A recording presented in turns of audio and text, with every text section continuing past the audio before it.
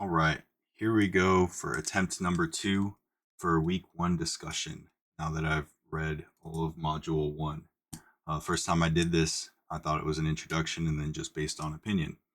I didn't realize it was actually based on the content. So now I've read the content.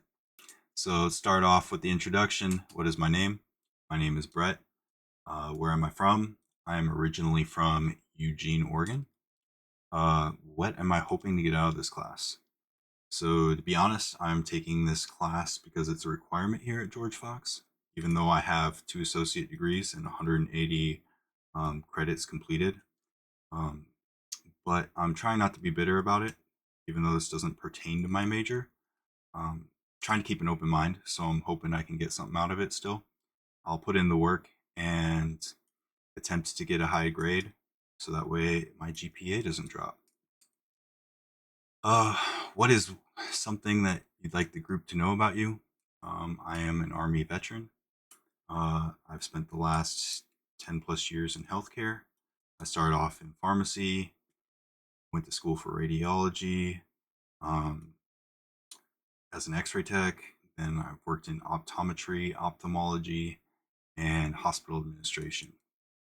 And I'm hoping to get into the PA program and earn my white coat. And eventually, I want to run an advanced medical program to accelerate um, kids getting in the medical field in high school. So we'll see. Part 2 of this video post is on love and bullshit. Uh, so what does bullshit mean to me? Bullshit to me is not just the act of speaking nonsense or bluffing, but also the act of physically doing foolish or unacceptable behavior, which is the very definition of nonsense if you think about it. Let's see. Uh, what would the practice of bullshit look like in context of a college ethics course?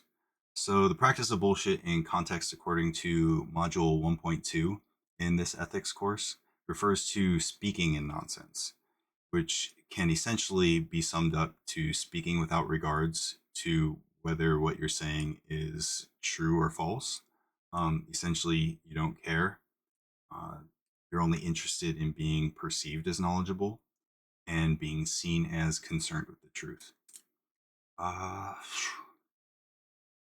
this learning cohort discussion board is explicitly intended to be a context in which you can practice the character virtue of love, charity, agape in the context of a college ethics course.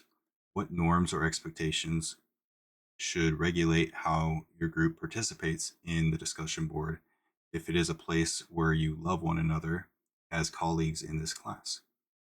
So when you talk about agape love, an example of agape love is that it does not recognize value; it creates it um, through selfless love, through any length or means, in order to restore community or maintain it.